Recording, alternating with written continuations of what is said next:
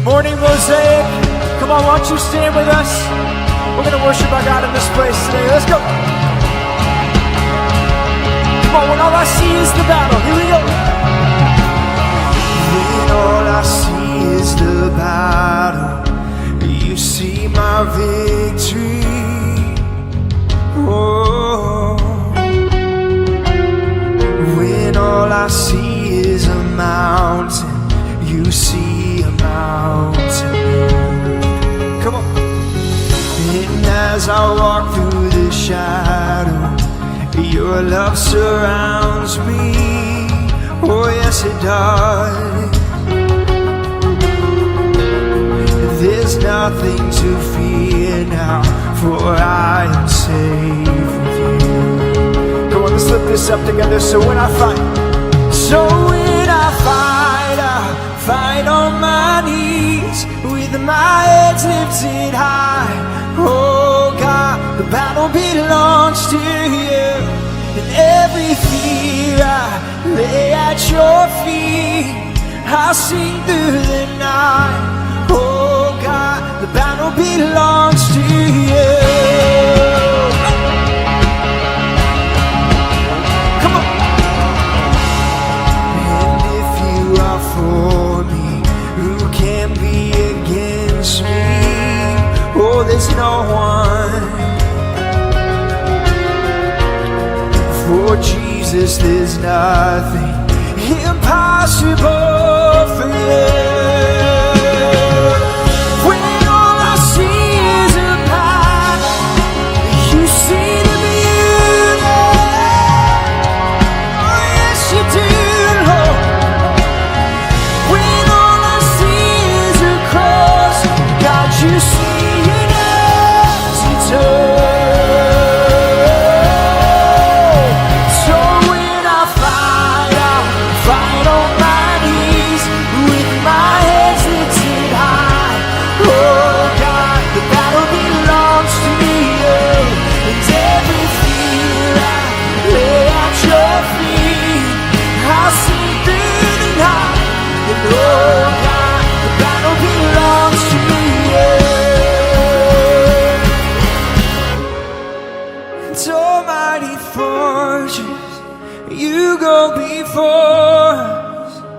Nothing can stand against the power of our God. You shine in the shadow, you win every battle.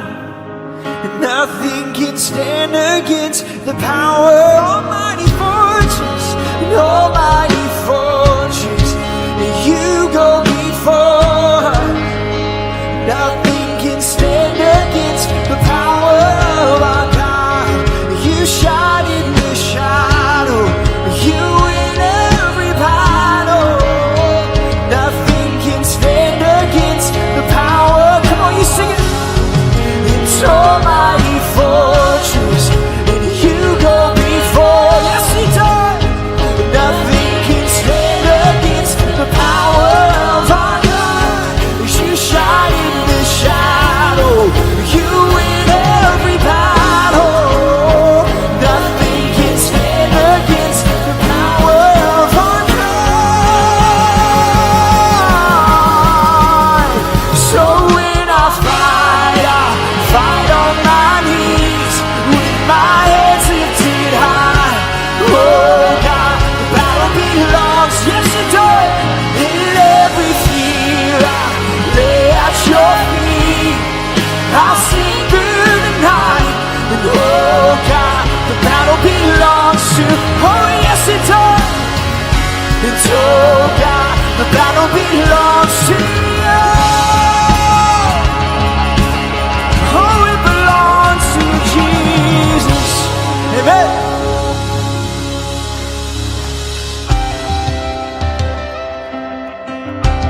Come on, let's keep worshiping our God in this place today. Sing you make a way. Make a way when I cannot see. You are my strength. Though my heart is weak, you won't let go.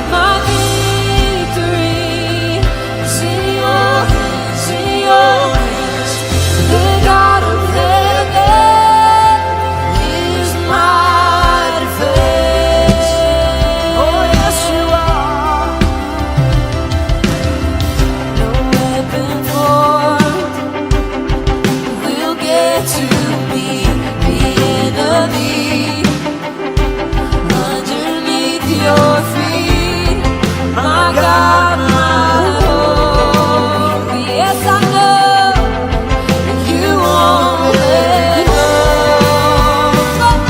You fight for me. You always have my victory. It's in your hands, in your hands.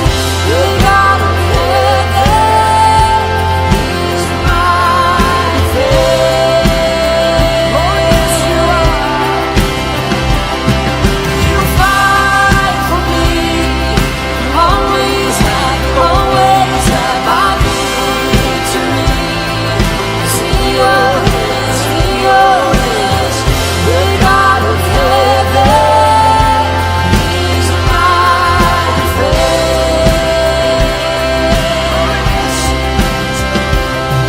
No one will not fear.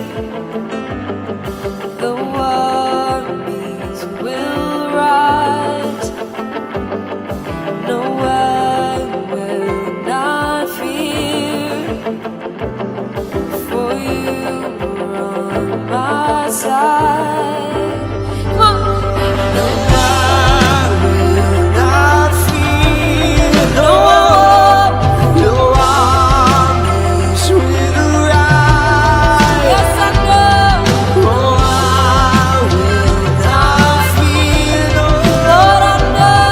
for you On my side. You fight for me. You always have my victory is in your hands, in your hands. The God of heaven is my faith. Oh, yes, you fight for me. You always have my victory. It's in your hands, in your hands. The God of heaven is my faith.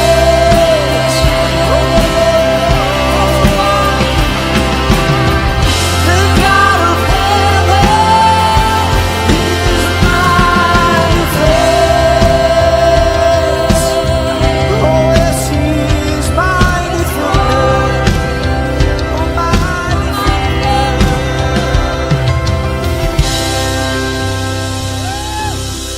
Good morning, Mosaic. You can take a seat. We're going to keep worshiping here in a minute, but first I wanted to jump up here and say hey to all of you, but especially our first-time guests. What is up? We're so grateful you're joining us, and we want to make sure today is memorable for you. And one of the ways that we do that is by giving you a free Mosaic t-shirt on your way out. The way that you get that is by heading to the black tent. We'd love to meet you, answer any questions you might have about this wild place, and make sure you know that we're honored that you're here today. So definitely take advantage of that if you're a first-time guest. Grab that free t-shirt. And speaking of free t-shirts, I know you're wondering, where can I get that awesome t-shirt? We handed these out at homecoming a couple weeks ago, but we know we ran out of some sizes pretty early on in that handout process. We've restocked the sizes, so if you didn't get your free t-shirt where you can rep Mosaic in a fun way, grab that after service today. So if you've been around Mosaic for any amount of time, you know that this place is running and powered by volunteers. We love our volunteers here at Mosaic, and you are the ones who make this place a church for people who don't go to church. And we want to make sure that your experience is one of the best volunteer experiences in the state of Maryland. One of the ways that we do that is with the Q12. This is a survey that we do every year that lets us know as a staff how we are doing at caring for and equipping you. So if you want to have an amazing volunteer experience or continue to have amazing volunteer experience, you got to fill out this survey. So you can fill it out now, or you're going to have an email in your inbox when you get home. And if you're one of those mega volunteers that volunteers in like 7 different roles, I need you to fill this out 7 different times. Okay? Can we fill this out? Can we fill this out? Thank you so much. That's my husband clapping. Thanks, babe, for the support. All right. What I'm going to do right now is ask that you grab the connection card that's in the seat back pocket in front of you. And we're going to continue worshiping with a song that has the lyrics, I have victory. And I know that for a lot of us in this room, we do not feel like we have victory. We are in the middle of a difficult and dark situation, and we need help. And that is what these prayer request cards are for. Let us know what's going on so we can be praying for you this week. Because also in this song, we're going to hear the lyrics, hope has a name, and his name is Jesus. And so regardless of the situation that we're walking through right now, we know that we can have hope because Jesus has overcome death. He's conquered death, and that is what we're going to celebrate right now. So go ahead, fill that out, and when you're ready, stand. Let's keep worshiping.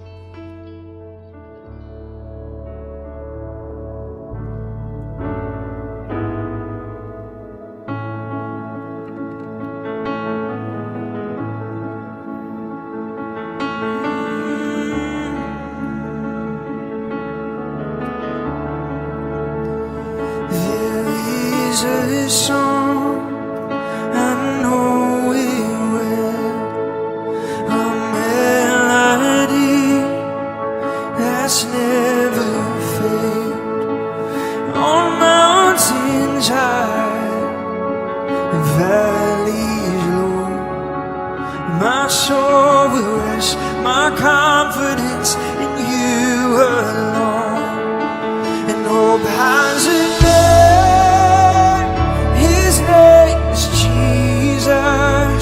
my Savior's cause has set the sinner free. Hope has a name, his name is Jesus. Oh, Christ be praised, I have victory. Let's sing this out, there's a light. There is a light, salvation's flame, Christ undefeated, trampled the grave. See now the cross, come on, be lifted high. The light is come, the light is won. Behold the Christ, oh, has a name, his name is Jesus, my Savior's blood has set the sinner free. Oh, has a name, his name is Jesus. Oh, Christ be praised, I have it. Hope has a name, hope has a name, his name is Jesus, my Savior's blood has set the sinner free. Hope has a name, his name is Jesus. Oh, Christ be praised, I have victory.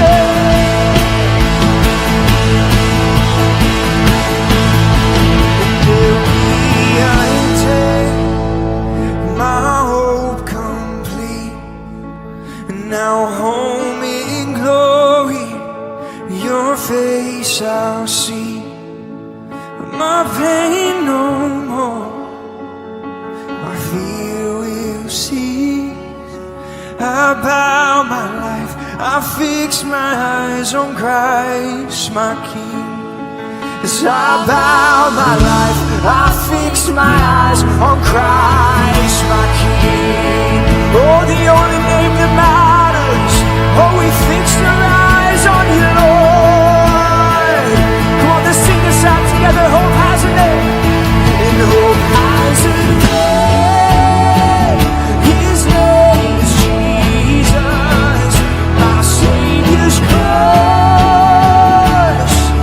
has set the sinner free. Hope has a name, his name is Jesus. Oh, Christ be praised.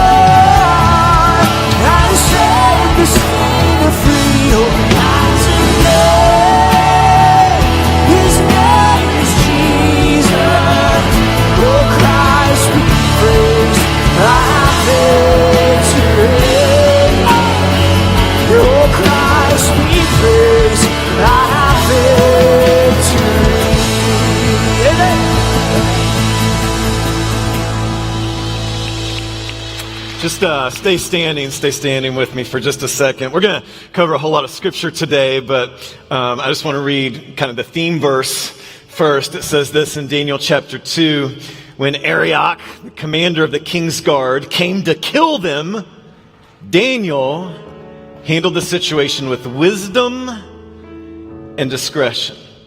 He handled it with wisdom and discretion. We're in this series about work, and today we're going to talk about what does it mean for you to be a missionary to represent Jesus at your job. If you are a Christian, you know the Great Commission to go into all the world to make disciples, baptizing and teaching them. What does that look like in the United States of America in 2021? That is what we're going to talk about today. Go ahead and have a seat.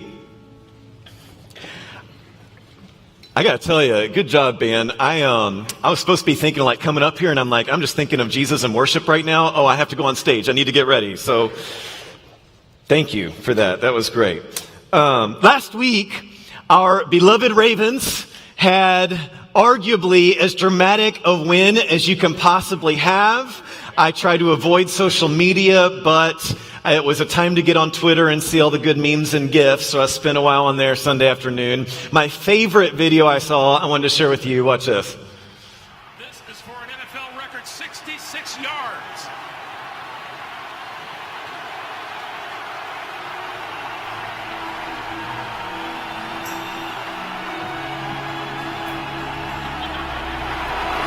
On its way. It bounces off the crossbar, and it's good. Titanic music makes everything better. 17-year-olds are like, what's Titanic? All right, don't worry about it.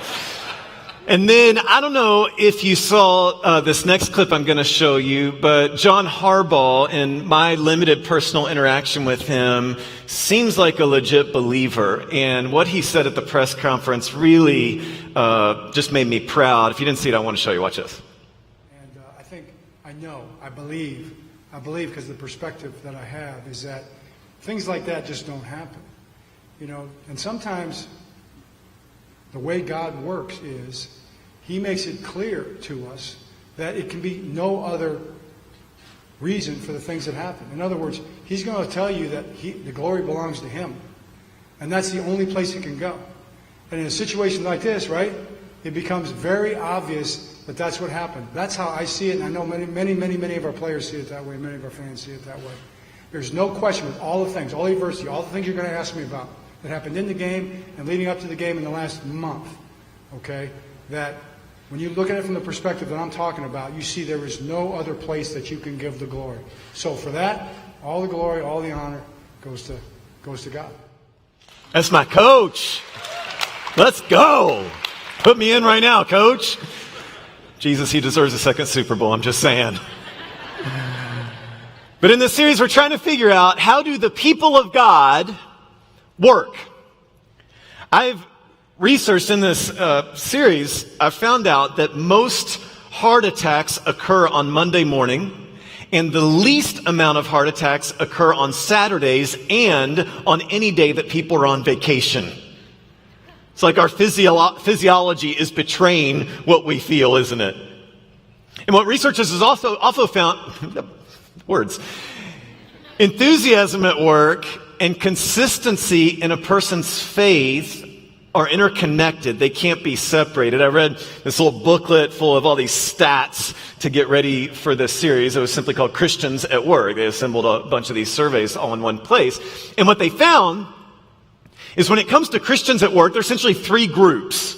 And essentially the population is divided into these three groups, and I think it would be safe to assume that Mosaic is divided into these three groups. 1/3 of us, they dubbed onlookers. And the onlookers are people who are not really good at faith or work. They're passive.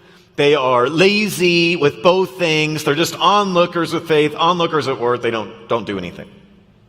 Another third of us, a second group, they call compartmentalizers. And these are people who are good at faith and good at work, but they keep them separate. So good at faith, good at work, but never shall the two meet, because faith is over here and work is over here, and Sunday doesn't affect Monday, and that's just how it is.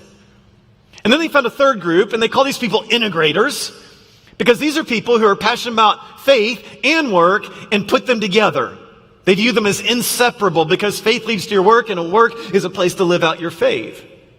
So I thought, okay, how does someone get in that final group? Like, that's where I want to be. That's where I want us to be. Jesus is Lord over all our lives. He doesn't keep things separate. How do we become those integrators?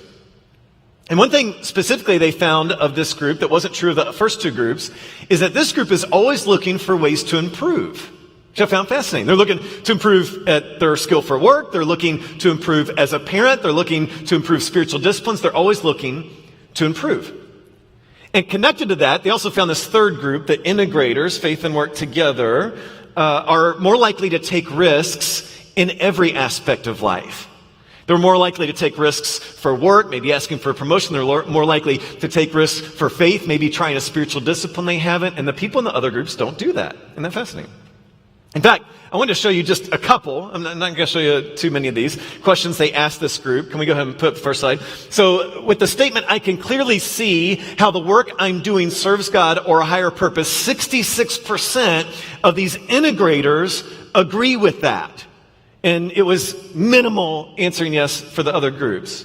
Next one. I'm looking to make a difference in the world. 91% of integrators say, absolutely, I want to make a difference in the world. The other groups who view work and faith separate or don't care about either didn't really have much to say about that. I find purpose and meaning in the work I do. 87% agree. Don't you want to be there? And then last one. As a Christian, it's important to mold the culture of my workplace. I love this question. 72% of the integrators agreed with that. They say, I am here to be an initiator, not a receiver. I love that. And I'll show you those stats just to back up what we've been learning in this series, that the Christian doesn't keep work here and faith there. The Christian integrates them. In fact, I read a quote that I think is largely true. It says, a church will be effective to the extent that it enables lay people is just people who don't work in the church, to live out their faith on the street. I agree. 90,000 hours in your life will be spent at work. How will you live out your faith there? In the series, we've talked about work is a gift in week 1. In week 2, we talked about ambition is healthy. I gave you that big list of proverbs, of signs for a lazy man. Single ladies, anybody break up with their boyfriend after that? Okay, look, guys, look around. You should raise your hand, because then the boys will know who to look for. Man, I'm trying to help you out, single ladies, all right?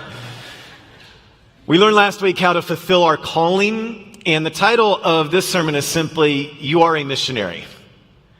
I know that sounds weird because at first, maybe when you hear that word, you think of somebody who sells all their belongings and moves to a third world country and finds a never reached before tribe and translates the Bible from the original languages and gives their life there and wins them to Christ. And those are people who deserve our utmost honor. But the reality is you are a missionary if you follow Jesus. That the moment you got baptized and publicly said, Jesus is my Lord, Jesus is my Savior forever, along with that, you're saying, Jesus, I'll follow you in everything, which means I'm going to let everyone I know about the good news that you offer endless second chances. So you are a missionary if you follow Jesus. Today, I want to help you from the scriptures to be a missionary in your job. We're going to learn 2 things from Daniel for us to do at our work that will equip you to be a missionary at your job. And if you don't follow Jesus, 2 things are going to happen today. One is you're going to figure out what it means to follow Jesus. And also, the first point we're going to learn is good for you if you just want to be good at your work and get promoted anyway. So there you go. So we're going to look at the story of Daniel from the Old Testament of the Bible. Daniel shows us what it means to have a job, a secular job in a secular environment. So if you are a programmer at the NSA, if you teach at a non-Christian school, if you're an attorney who spends a lot of time in county courts, if you work almost any job in our world, today we're going to learn how do I work as a Christian in a non-Christian environment.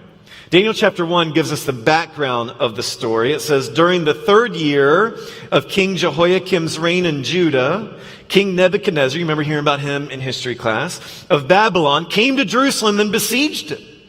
And the Lord gave him victory. This happened around 600 BC. Then the king ordered guy with a weird name, to bring to the palace some of the young men of Judah's royal family and other noble families who had been brought to Babylon as captives. Select only strong, healthy, and good-looking young men, he said. Make sure they are well-versed in every branch of learning, are gifted with knowledge and good judgment, and are suited to serve in the royal palace. Train these young men in the language and literature of Babylon. So, the king assigned them a daily ration of food and wine from his own kitchens. They were to be trained for 3 years, and then they'd enter the royal service. So he's taken the best of the best captive as exile to the king's home country. You'll remember the Easter sermon when we talked about Halloween. Remember this, right? Heads nodding. When we talked about how at one point in Jewish history, there had been a king who'd taken the best of the best captive and left everybody else behind. And they were the outcasts. They were the good for nothing. They were the not beautiful. And they called them Anawim. So then later when Jesus gives his most famous sermon ever, he starts off by saying, blessed are the Anawim. Remember that sermon? Just nod. Okay. By the way, I do have to show you, we got another Anawim tattoo this recently. Y'all are crazy getting mosaic tattoos, but I kind of think it's awesome that you're crazy. Here's the point. Daniel wasn't on a wing. Daniel was good looking, high IQ, learned, and the king said, I want him with me. And so we're going to see Daniel gain influence in Babylon. Verse 8. But Daniel was determined not to defile himself by eating the food and wine given to them by the king. He asked the chief of staff for permission not to eat these unacceptable foods. Why? Because Daniel's Jewish and Jews are kosher, right? So he can't eat the bacon, right? Jews don't eat pork. He can't eat a cheeseburger because they don't mix dairy and meat. So he says, I need to follow a kosher diet. I can't eat what's on the menu. Verse 9, God had given the chief of staff both respect and affection for Daniel. But he responded, well, sorry, Daniel, I'm afraid of my lord the king. He's ordered you to eat this food and wine. If you became pale and thin compared to the other youths your age, I'm afraid the king will have me beheaded. Like Daniel lost too much weight, so you died. Like this is not a good king, right? And Daniel said, test us for 10 days on a diet of veggies and water. At the end of the 10 days, see how we look compared to the other young men who are eating the king's food. Then make your decision in light of what you see. The attendant agreed to Daniel's suggestion and tested them for 10 days. So everybody's pigging out, eating the food and wine. Daniel's over here eating veggies and water. Don't you hate when you're on a diet and you're around people who are pigging out? I experienced this several months ago. Lindsay and I were at some event, and it was mostly with people we didn't know. It was kind of a banquet type setting. We're sitting at circle tables, and they have this nice dinner for us. And first they bring out the salad. And salad looks fine, typical salad, but it's got ranch dressing on it, and I can't eat dairy at the time, so I'm like, well, you can have my salad, somebody else. So I sit there and watch everybody eat their salad. Then they pass around the rolls, and it wasn't just like dinner rolls. It was like the good multi-grain stuff where there's like 5 different kinds of rolls where everybody's like passing around and then again and asking the waiter, can we get some more bread over here because this stuff's so good with the special butter on top? They're like, Carl, you want some of this bread? I'm like, no, I'm not eating gluten, so you all just enjoy the bread. And then they brought the entree, and it was a steak, which was good, but it was pretty small. Then some green beans next to it, and had some mashed potatoes that actually looked best on the whole plate and the most on the whole plate, but I couldn't eat those because of the stupid diet I was on. And then they brought dessert, and by this time the guy next to me just says, hey, can I have your cheesecake? Because he knows I'm not going to eat it at this point. Translation, it was a miserable dinner. And that's what Daniel voluntarily chooses to do, is eat veggies and water. And of course you can guess what happened. At the end of 10 days, Daniel and his 3 friends looked healthier and better nourished than the young men who'd been eating the food assigned by the king. So after that, the attendant fed them only vegetables instead of the food and wine provided for the others. By the way, have you ever heard a Christian say, I'm doing a Daniel fast? You heard this phrase before? That's what this is about. Is what they're saying is, I'm just eating vegetables and water right now. As you can imagine, it's probably about the healthiest diet you can ever eat, right? I like the Wendy's diet myself, but not judging. Here's the first step to gaining influence in a secular world. Live above reproach. Write that down and take a picture. Live above reproach. Daniel was determined, I'm not going to disobey God. And the majority of the time when you follow Jesus, it gains you credibility in the workplace. See, think about this. You know what I'm about to say. Most people who don't know Christians assume that all Christians are going to be weird or going to be hypocrites. So when you live above reproach and are normal, it makes non-believers step back and say, wait a second, this doesn't compute what I'm seeing here. See, as we read on in Daniel, he's eventually going to give advice to the king. But before that, to earn that, he has to live above reproach. Now, we all know what it's like to work with somebody who's not above reproach, right? I saw this story in the news where it was an investment banker in Europe had apparently stayed up too late watching Netflix because he fell asleep on his desk at work the next day. The unfortunate thing for him was he had a transaction window open when he fell asleep, and his hand fell asleep on the number 2. So he awoke to realize he had executed a transaction for 222,222 euros of someone else's money. That's called a bad day. He was fired, as was his supervisor. But think about this.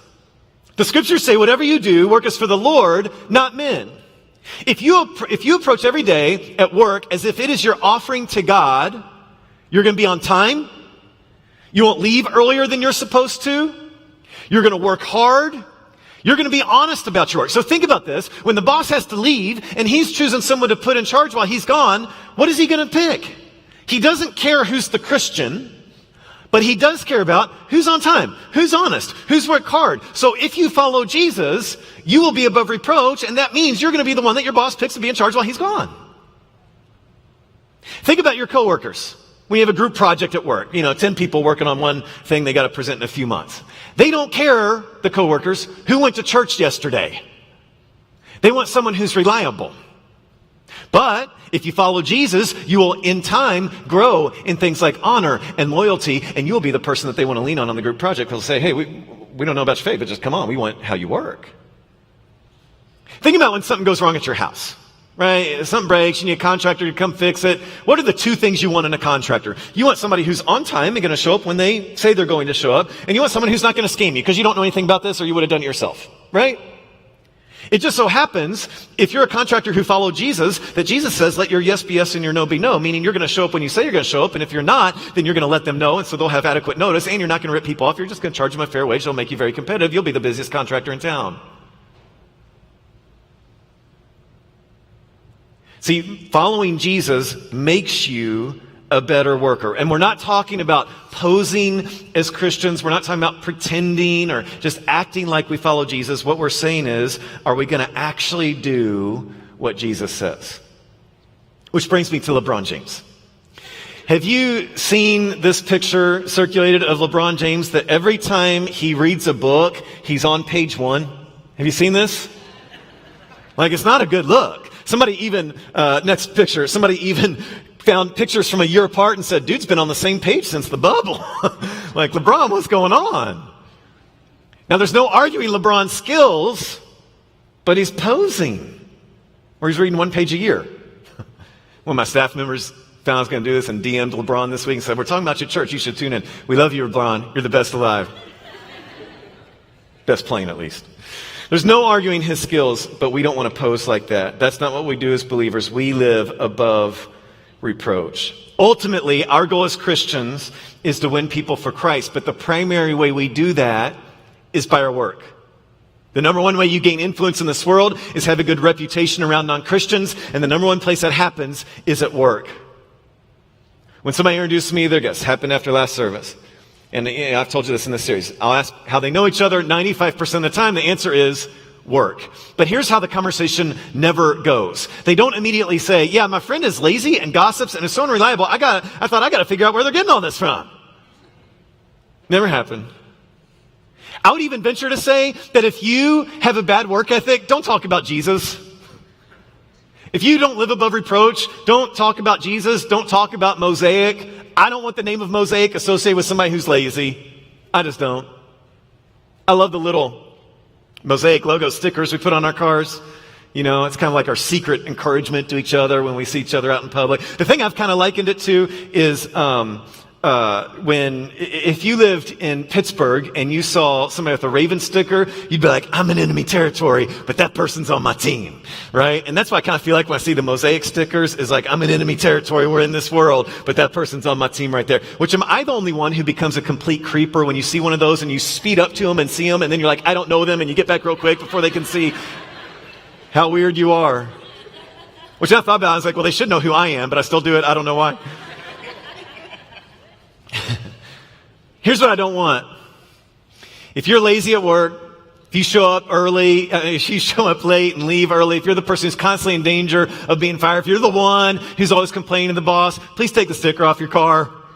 We don't want to be associated with that. And it's not, you got to act good enough to Jesus. We're going to get to grace later. It's, we don't want you to give anyone the impression that Mosaic is a bunch of lazy bums. But if you work hard, if you're dedicated, if you know that how you work is a good reflection of Jesus, then put that sticker on your car, wear it with pride to let people know, dang right, I attend Mosaic, I follow Jesus, I'm trustworthy, I'm honest, I'm a hard worker, follow me. That's what I want. I said in week 1 of this series that if you work a typical job, if you go to public school, that people who work in Christian environments as their career are jealous of you, the opportunity you have to be around non-believers every day. But that statement I made is assuming you're living out this principle, that you're living above reproach, because if you are, you're gaining influence, which is great. It means you work hard. It means you're reliable. It means you're a person of honor.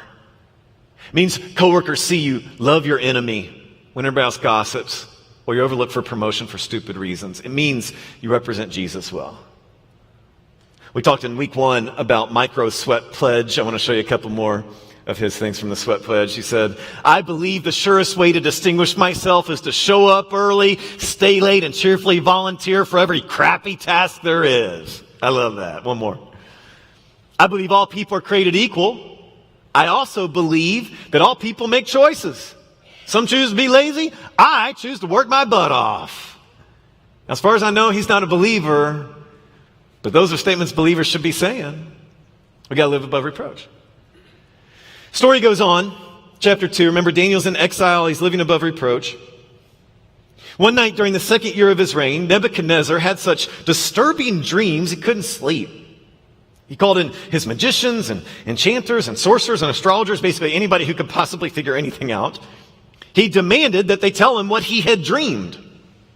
The astrologers answered the king in Aramaic, long live the king, we like you. Tell us the dream, we'll tell you what it means. They said, no. I'm serious about this. If you don't tell me what my dream was and what it means, you'll be torn limb from limb and your houses will be turned into heaps of rubble. This guy's got some childhood issues he needs to work out. But if you tell me what I dreamed and what the dream means, I'll give you many wonderful gifts and honors. Just tell me the dream and what it means. So again, this guy's kind of crazy. They say, we can't. So he says, okay, advisor, soldier, whatever, go kill all those people. Verse 14. Here's the verse we read at the top. When Arioch, the commander of the king's guard, came to kill them, Daniel handled the situation with wisdom and discretion. He asked Arioch, why has the king issued such a harsh decree? So Arioch told him all that had happened. Daniel went at once to see the king and requested more time to tell the king what the dream meant. Then Daniel went home and told his friends what had happened. He urged them to ask the God of heaven to show them his mercy by telling them the secret so they would not be executed. And God does. God tells them the dream, tells them what it means. And then verse 24, Daniel said to him, don't kill the wise men. Take me to the king. I'll tell him the meaning of his dream. Here's the second principle if you want to know how to influence others as a Christian at your work. Speak up when appropriate. Speak up when appropriate. It has to start with living above reproach. But there comes a time when you got to speak up. Because here's a story I've never heard when someone gets baptized here. I've never heard the story that goes like this. My coworker lived such a good life, and even though they never said a word, I just went up to them and said, you are such a good worker. It must be because of that white sticker on the back of your car. Can you lead me to the land of the white sticker so I too may learn your ways? And now I'm here to give my life to Jesus. Never happened. Never heard it. And notice Daniel's shrewd. He waits until the person has a problem before he speaks up. I say all the time, if your life is perfect, I don't have anything for you. If your life is perfect, Jesus doesn't have anything for you. It's when things aren't working that you say, maybe God? And that's what Daniel does. He says, I follow the one true God, so because I follow him, I can actually help you. Here's how I think this works. Every day, the Christian lives with integrity, lives above reproach. And every day on the way to work, you say this prayer: God, help me serve others, work well, and help me, God, listen for hurting people today. And then on occasion, that hurting person shows up. What this means is if you're a teacher, you don't wear some cheesy Christian t-shirt to work every day. What it means is on the first day of school, when you're introducing yourself, you talk about your family and your favorite hobbies. You're a Ravens fan, and here's my kids. And also, the most important thing in my life is that I'm a believer in Jesus, and he's what gives me ultimate hope through all things. Now let's start English. And then what's going to happen is a student goes through a really hard time, and they come up after class 3 months from now to tell you about it, and that's your opportunity. This means if you're a programmer, you don't take a big old fat Bible and slam it on your cubicle desk every day. That would be really annoying. But you do talk on breaks about what's important to you. And mountain biking comes up, and your pet comes up, and your faith comes up. So then later, in a few months when it's Christmas time and everybody's talking at lunch about what they're going to do for the holidays, you say, guys, I just need to let you know, the best thing I do at the holidays is go to Christmas Eve service at my church. I brought an invite card for all of you. You need to come because it's going to be great. And that's your opportunity. It means if you're a nurse, you don't preach at patients, but you listen well. You're the best caregiver they have. You give them what they need, make them comfortable. And then, on occasion, one of them's going to talk to you when you're the only one there about how scared they are for what is ahead of them. And you say, not only am I taking physical care of you, I am praying for you to get well, and I happen to believe prayer works. That's your opportunity. Frederick Buechner has this great quote that I think Christians often misinterpret. He says, the place God calls you to is the place where your deep gladness and the world's deep hunger meets. And I've been guilty of misinterpreting this because for so long I thought this was about calling. Like what makes me glad that the world's hungry for that I can go do as a job. It's not about that at all. It's deeper, because what is your deep gladness? That's the hope you have because of grace and Jesus and eternal life in heaven with him forever. And what is the world's deep hunger? It is a hopelessness that comes from being trapped in sin. The answer to this quote is you being a missionary at your job. And notice also in our text that Daniel was trying to meet the king's practical needs. That's the best open door to talk about your faith, is to help meet someone's practical needs, meaning simply they need wisdom, you have it from the Bible. They're in a crisis that needs prayer, you're the coworker that prays. They have a teenager who's going off the rails, you have a great student ministry at your church you can recommend. See, one of the fears, I know you're thinking this, that Christians have when we speak up about faith at work or at school is that other people will make a projection that we are condemning them about a lifestyle choice that we didn't even mention and that we're being really rude and mean about it.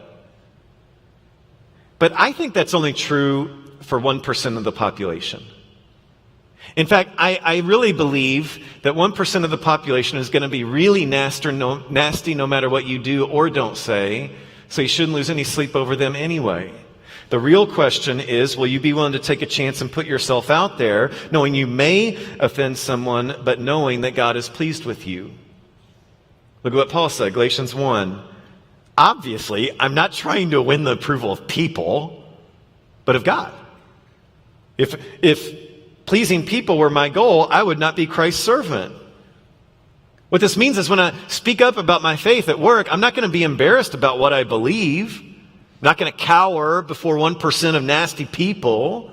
I'm just going to humbly, clearly say why I have faith and it gives me hope. And those conversations are hard. Fear of those conversations is real, but if we're not leading people to Jesus, folks, what are we doing? There's an interesting conclusion to this story I do need to point out. Verse 46. Then King Nebuchadnezzar threw himself down before Daniel and worshipped him. He commanded his people to offer sacrifices and burn sweet incense before him. The king said to Daniel, truly, your God is the greatest of gods, the Lord over kings, a revealer of mysteries, for you have been able to reveal this secret. Then the king appointed Daniel to a high position and gave him many valuable gifts. So he gave him a bonus. He made Daniel ruler over the whole province of Babylon, gave him a promotion, as well as chief over all his wise men. So when Daniel speaks up, things go really well. Now that's not guaranteed for you. You speak up about your faith, things could go really poorly. But what this all comes down to is this simple question: whose are you? Not who are you, whose are you? Because if you belong to Jesus, it's not your job we're worried about here. You're a missionary wherever you happen to go. And that doesn't matter if you have a job you love or a job you hate. Doesn't matter if you make a lot of money or don't make a lot of money. It's regardless if you work in a church or don't work in a church. No matter where you are a missionary of Jesus. I recently sat down with Braden Beck of Mosaic, and we had a really long conversation. It was great. He told me how his family, when he was really young, tried to go to church, but it wasn't working for him, so they just stopped going to church. And in his teenage years, he just started living like the typical American non-believing teenager lives, and all the sin involved. But in high school and college, God really got a hold of him. And Braden was seeking direction in his life, trying to figure out what to do. I want you to jump in on that conversation here. So fast forward however long, and you somehow find out that Mosaic is looking for a student director. We started talking to you about that job. We liked you guys so much that we flew you in town for a weekend of interviews. Yep. And it went pretty well. Yeah. But at the end of the weekend, we told you, hey, we're not going to offer you the job. Yeah. After it went good. How did that land with you? Oh, it sucked. Yeah. It was really rough. And I remember standing out on the back porch, and Hannah's standing inside looking out the glass window. And I can remember just leaning over the porch and just starting to cry. Because we were sold, like this was it. And we had talked about when we came up to visit Mosaic, my whole purpose in searching for a church job was I wanted to work for a church that I would attend even if I wasn't going to be on staff. And when we came to Mosaic, thinking we made it this far through the interview process, we joked while we were here. We said, this is the church. We would attend this church even if I'm not going to be on staff. Hannah and I decided, hey, we need to figure out where we're serious. Is this really the church that we're supposed to be at, even though it's not going to make any sense? And decided, yeah, we both feel like Mosaic is where we're supposed to be. This is something that has never lit us up like this before. So we drive up on a Monday, and I go to an office building, and I was just looking for anything. So I took a resume into a random office building in Annapolis and just said, hey, I'd love to apply for this job that you have listed on Indeed. So she said, thanks for coming in. Just give your resume to our office assistant on your way out. Okay. So I walked out, gave my resume to the office assistant, and said, hey, if you have anything pop up, just let me know. I get a notification on my phone, and it's email from the office assistant. I found this post on Indeed that matches what your resume has. I think you should look at it. I don't know if you're interested in sports at all, but you should check this out. And it's a job posting for the Fellowship of Christian Athletes. And it began a whole interview process that lasted for the next few months. Jonathan comes to me all excited one day, bursts in my office. He says, Carl, you won't believe this. I said, what's going on, my man? He says, remember Braden? I said, yeah. He goes, he's going to move here. He loves Mosaic so much that he and his wife are going to move here. They don't have a job yet, but they just love Mosaic so much they're going to be a part of it. And here's my exact quote. Okay, you will judge me, and that's okay. Yeah. I said, John, I'll believe it when I see it. And it was like John had this balloon full of energy, and I just poked it with a needle, and he's like, oh, okay. And he walked out of my office. So you get the job with FCA. You get a job offer with FCA. One day, I'm standing outside Mosaic after service, and you walk up to me. Like, I didn't know you had moved here or we're still moving here. And you're like, we're here. Hey. And I thought, this is unbelievable. Like, Ray, nobody does this. First of all, people don't move to another state just to attend a church. That's not a thing. Yeah. Second of all, not many people are willing to take a job they have to fundraise their entire salary for. That's not like a thing. Third of all, it's never a thing where people want to attend a church where they wanted to work there, they got told no, and they say, well, we don't care what you say, this is our church, so we're coming whether you want us to or not. Yeah.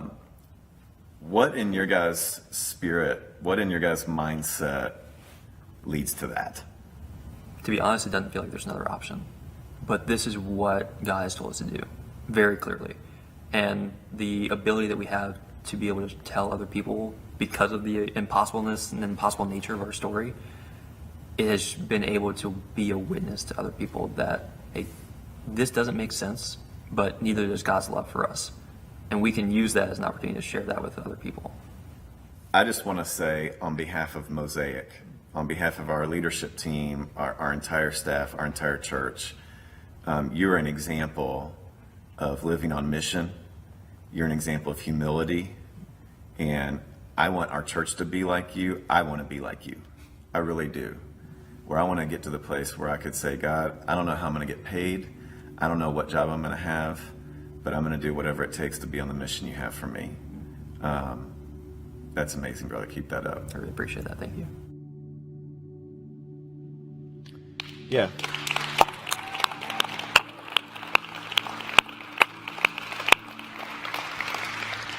Thanks, Braden. He's going to be hanging out outside after service if you got a question of how you can be like him. I mentioned those 3 different groups, right, of how they see faith and work. And you know which group expressed the most dissatisfaction? And it obviously wasn't the one who integrates faith and work. But I was surprised that it also wasn't the one that just doesn't really care about either. The most dissatisfied group is those people who say faith is important and work is important, but they spend energy keeping them separate. In fact, the book I read said this group that keeps them separate is the least satisfied with the overall quality of their life and work, especially with future prospects, friendships, emotional, spiritual, and physical well-being. Like everything's just worse. Scriptures say a double-minded man is unstable in all he does. Translation, it takes effort to keep those things separate. It almost feels like a double life. And it'll just wear you down because it's not sustainable. So will you integrate your faith and work? Will you, like Daniel and like Braden, say, God, I'm going to serve you. What job I have is secondary. Will you, like Daniel and like Braden, be a missionary wherever you go? And will you, like Daniel and like Braden, bring glory to God? Let's pray.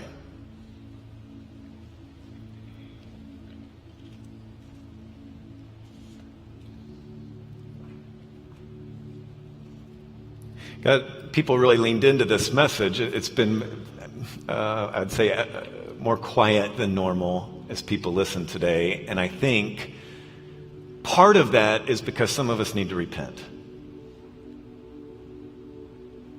So God, we do. God, not all of us are guilty of this, but those of us who are, we are sorry for trying to keep our faith out of our job as if you're the Lord over everything but that.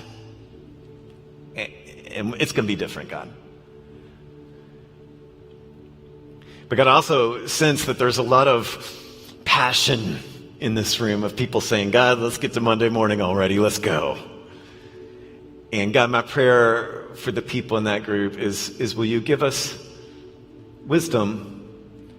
Will you give us discretion like Daniel had to first live above reproach? And we may have to do it for years before the right opportunity comes. But speak up when appropriate.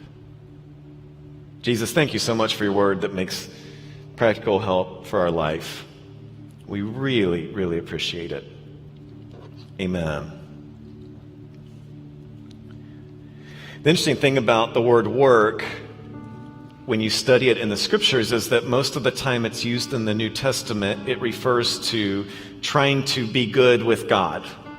Like you're working to be good enough, to donate enough money, to serve enough people so that when the day of judgment comes, you say, well, the good outweighs the bad, God, so there you go. And to that, Jesus says something in John 6:29. He says, this is the only work God wants from you. Believe in the one he sent. And that's it. You don't work hard to get right with God. You just accept the free gift of grace that Jesus paid for through dying on the cross for you and rising from the grave to prove he was God. And if you need to accept that free gift, if you need to believe, we want you to check the baptism box in your connection card So you one day can tell us your story of how you encountered grace and truth. And if you have that already, we're going to celebrate communion. And I love communion because it's just a real simple little wafer thing representing Jesus' body, and it's some simple juice representing Jesus' blood. But what this is a reminder for the Christian that no matter how lazy I was this week, and I was lazy, and how selfish I was this week, and I was selfish, and how much I abdicated what I was supposed to do, or even did wrong things I wasn't supposed to do, that I can come to this moment and do this. Knowing it's okay, because grace is for me. So let's celebrate communion together right now.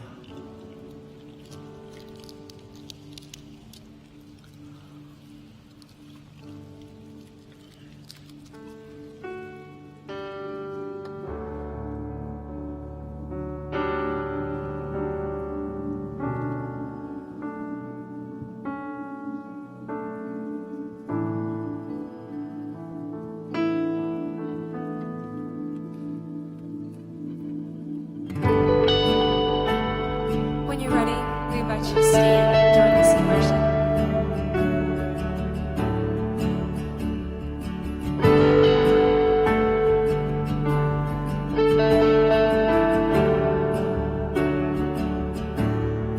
There is a promise that points beyond my failure, and there is a still voice to silence all my fear. Even the worst of my mistakes is redemption in the making. It's redemption in the making. By your wounds I am healed. With one touch I am made whole. You have spoken, and I know that it is so. In the storm you are peace, and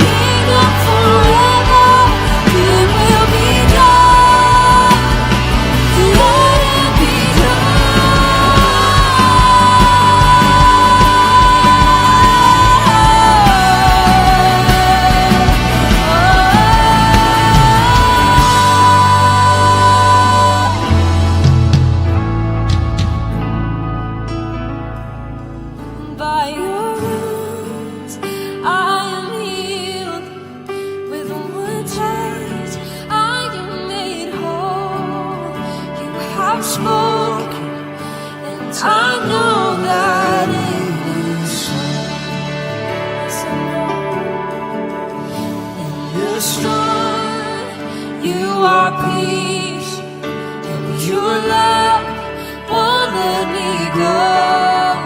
You have spoken, and I know that it is so. And you have spoken, and I know that it is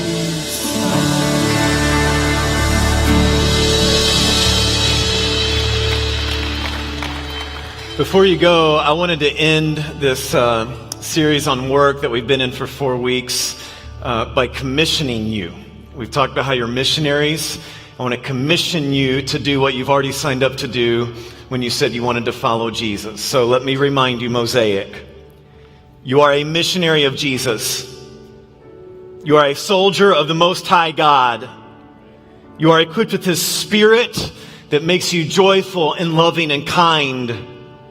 You are equipped with His Word to guide you and instruct you and challenge you. So I challenge you to be bold in acknowledging Jesus as your leader and forgiver. I challenge you to be humble as you live out your faith. It's not about you. I challenge you to be compassionate so you gain a reputation of one who always helps the hurting. And I challenge you to be prayerful that God will give you opportunities every day to serve Him. May others see the joy you have from knowing your future is certain. May others experience the grace you have from knowing Jesus. May others trust you as a source of wisdom that they cannot find elsewhere. Because remember, you are His child. He loves you. You bring Him joy. Therefore, may you now live in such a way that it is said about you, as it was said of the apostles in Acts chapter 4, that the people say in astonishment, this person